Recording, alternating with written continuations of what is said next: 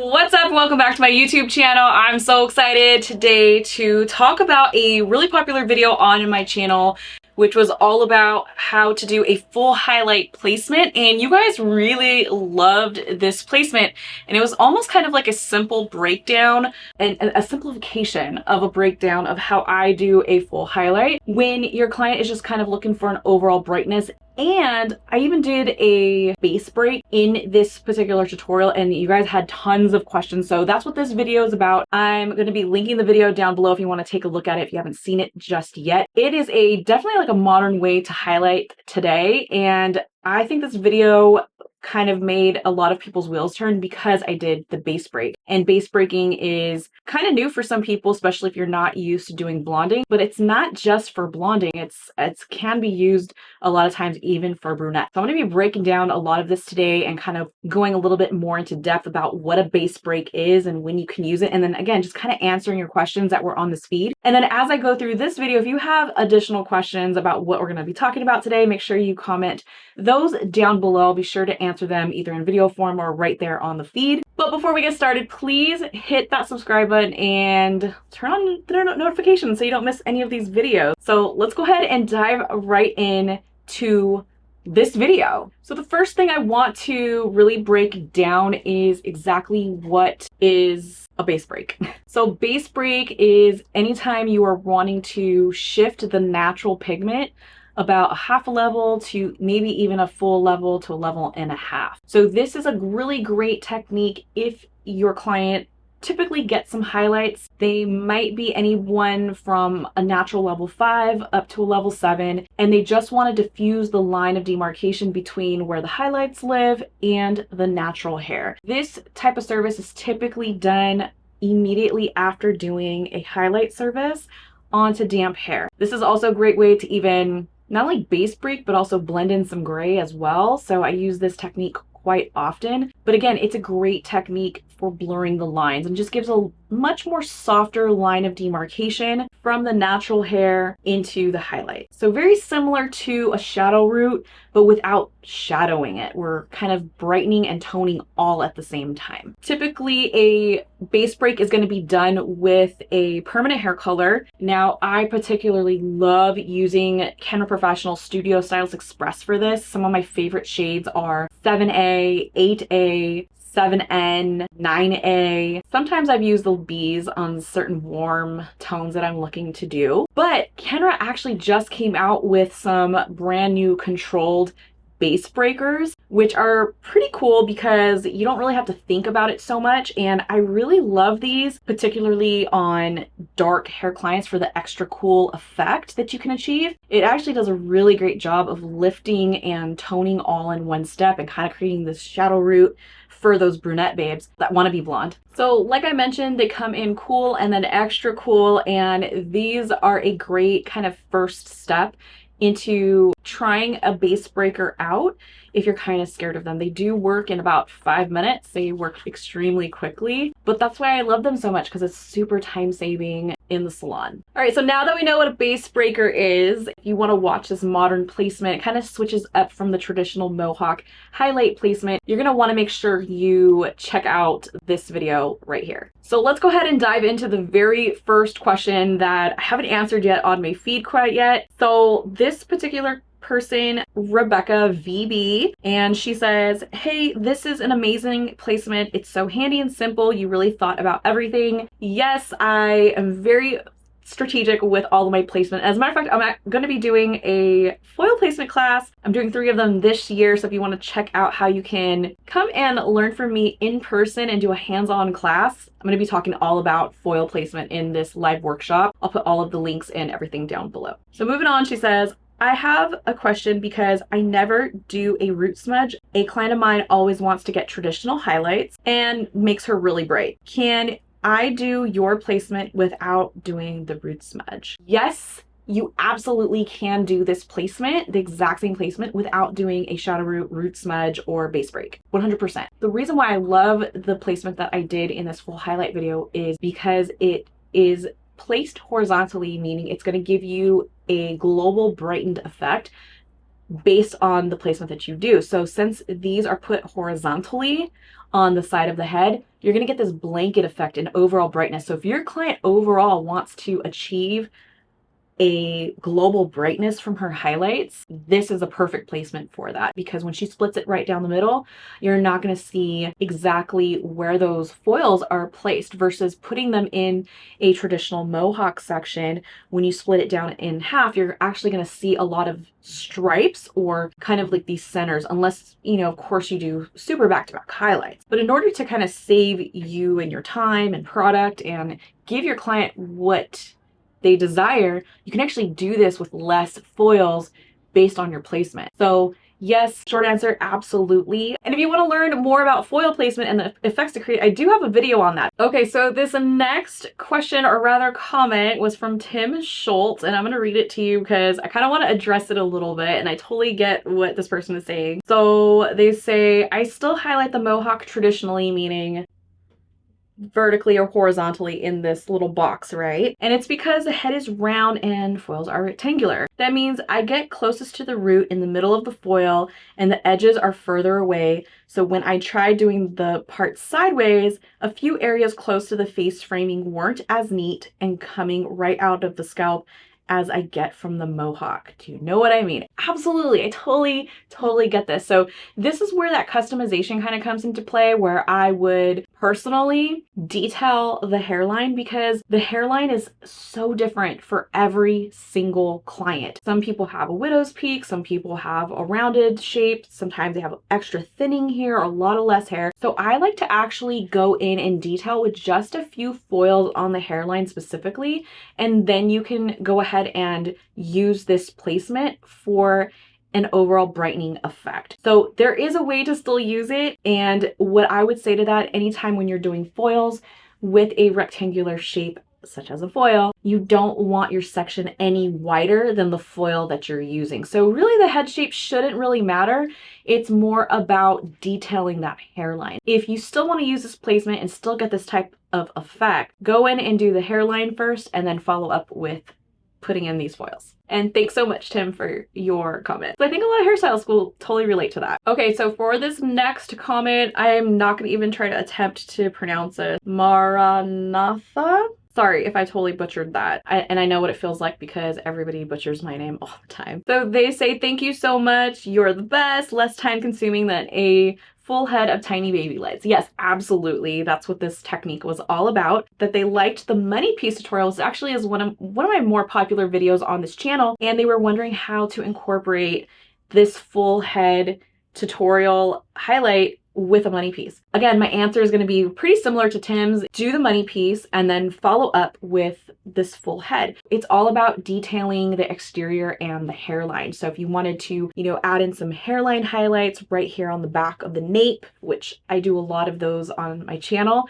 as well as detailing that money piece with the triangular sections, or just doing some fine tuning based on their hairline, then you can go in with the same exact pattern. So basically just treat your hairline completely separately from the actual placement in the interior. The interior highlights are always typically different than what's going on the exterior. So remember, the exterior is the frame to your face. That's what's, you know, showing off the moneymaker. So that's why we're making the money piece. All right, so the next question is from Sarah, and she says, hello, thank you so much for this technique. I loved it. How long did this take you? In general, it takes about an hour to put in the foils if they have a lot of hair. If they have less hair, this technique actually can take you about 30 to 45 minutes if you're really strategic in not putting as many highlights. So just keep in mind, the more foils you put in, the longer it's going to take you. And keep in mind, if you're a newbie stylist or you are still kind of slow at foiling, that's totally okay, because honestly, I'm a slow foiler and I've just learned over time to speed up and not overthink my placement and not overthink my application. Once you understand how placement works and how you can achieve a much more bolder result in less time, it's really kind of life-changing. Okay, and then another question from Lynn. She says, how would you approach the white gray sideburns, you know, that are kind of like stubborn and stuff, for that touch-up? I love this question because that is like the reality of what comes into our salon, right? We have tons of clients that have that gray coverage or need that gray coverage. If I were to do a highlight for somebody that wants that gray coverage, there's a couple ways that I can address this. And actually I have another hair video that actually two, where I did some gray blending with highlights. Again, lots of different ways that you can address it depending on the coverage that your client wants. So if they're trying to achieve a gray blend, what I would typically do is go in and highlight more vertically or along those hairline, just to kind of blend in and weave back to backs, maybe 2 to 3 foils, to really kind of create an uneven highlight right on top of those white grays. Just keep in mind, natural white gray hair still has pigment in it, and it actually grabs a lot better when it's bleached to tone. So that's still why I would add lightener to those pieces. Sometimes toner by itself just doesn't do the trick. A couple ways that I would dress it is still highlight it, and then I would go through for my base break and use Studio Styles Express, which is the permanent 10-minute coloring system, and just basically break the base with a light shade and then tone with a demi on the end. So this is going to help diffuse that line, add a little bit more pigment. I personally love using gold shades for my clients that have 75% or higher gray, and adding in a little bit of warmth to the white and gray hair actually brings a little bit more color to their skin. And then sometimes using a toner that's more on the alkaline side, which is what Kenra Professional or even Moroccan Oils Color Calypso does a fantastic job. I actually use that in one of my more recent videos, and it does the perfect job of staining the white hair into this gorgeous, beautiful 10G golden blonde, and it blends in beautifully with the highlights that you add in. So lots of different variables, but of course, as always, if they want complete 100% gray coverage, you're gonna need to go in with a permanent shade. I just kind of tap that in between the foils. All right, and another question that came in, I absolutely love this question. I can't believe I missed a lot of these. This particular comment is asking me, will it be harder to lift up the next time after the darker shade? And the answer is no, it's not at all, because even though we are breaking the base, we're actually brightening and depositing, and because of the way it's a brightening type of product, it's actually doing you a favor, and it fades out so beautifully with a really soft line. You're not really fighting through dark pigment, you're fighting through a much lighter pigment than what they even came in with. Okay, so this particular video, I was not able to film like all of it because I was doing it for a live like I had mentioned in the original. Sam Hills asks, could you do a diagram of the back crown section, please? So here is the diagram, and what you'll notice is that everything is kind of fanned out. And I love using this fanning technique just like I did on the side. I do it in the back as well. This just kind of creates this nice, beautiful graduation of how the highlights will fall. The only thing that you'll want to do is keep in mind of like how the hair has its cowlick. So that's gonna definitely determine how you place them and the point of origin. So everywhere where those little pizza slices meet, you kind of want to add a little bit of space there so you don't have any of the foils touching. That's just the bottom line anytime you're doing a pivotal type of highlight placement. Okay, so this comment right here had me seriously chuckling when I was getting ready to make this video. So Pimp My Ride, first of all, your handle is freaking hilarious and amazing. It's not so much of a question. First of all, thanks for the sub, because he says, this is my favorite video outside the Perfect Muddy Piece vid with the mannequin. I finally subbed, and they put in parentheses, it's base break, like BREAK, and yeah, I spelled it BRAKE. Depending on when this video comes out, I may or may have not adjusted or corrected the stupid title card to this video. Thanks so much for correcting me, because seriously, this video's been up for like months at this point, and I seriously can't even believe that nobody corrected me except for you, and I truly do appreciate it because I've been looking like an idiot for a while now. All right, Lolita, I noticed that you apply a little bit of lightener on some of the ends of the hair and not the rest. Why? So actually it was not lightener at all, it was conditioner. I kind of talked about that a little bit in the video. You might have missed a little part where I did talk about putting on a conditioner. So I particularly like using like Kenra Professional's Nourishing Mask, or I really like their Rapid Hydration. I love Moroccan Oil masks. Or another really great favorite of mine, just because it's really easy to get out of the bottle, is the Loma moisturizing treatment.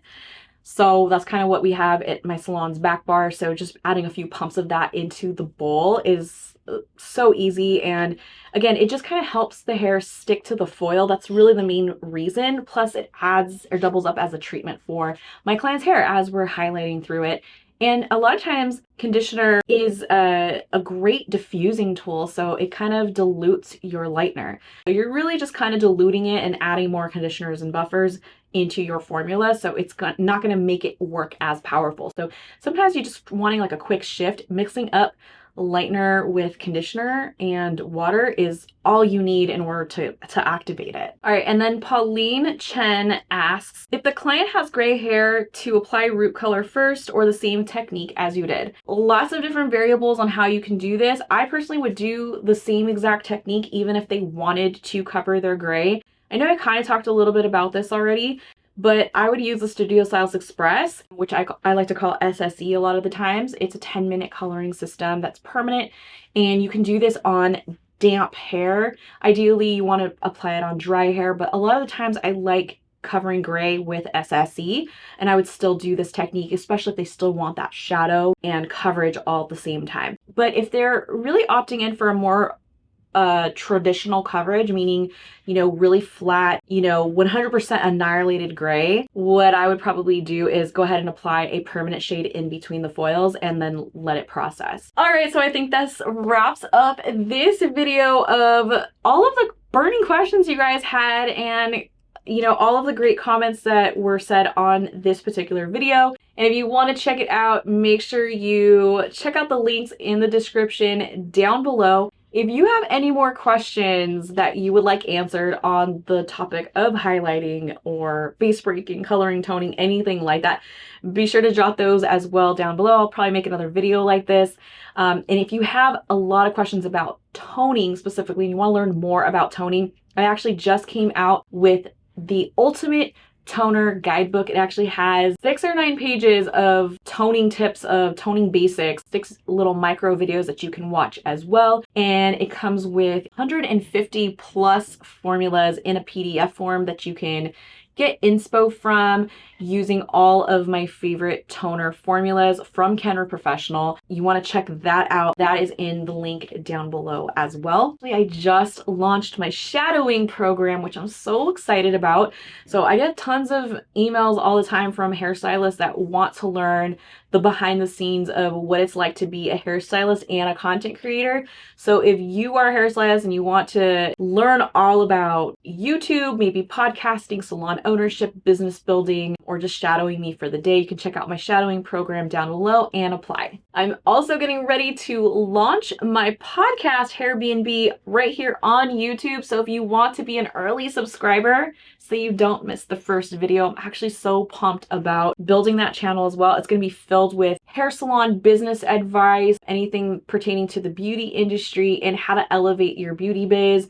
Lots of great tips in there. Make sure to go give it a listen and then go subscribe to the brand new YouTube channel. There are tons of ways that you can work with me, you know, everything from Beyond the Chair Mastermind, which is a group community coaching session for hairstylists, so you can learn more about social media, monetization, working with brands, and so much more. To learn more about anything here, get on my email list, anything at all, head on over to morellamanelli.com.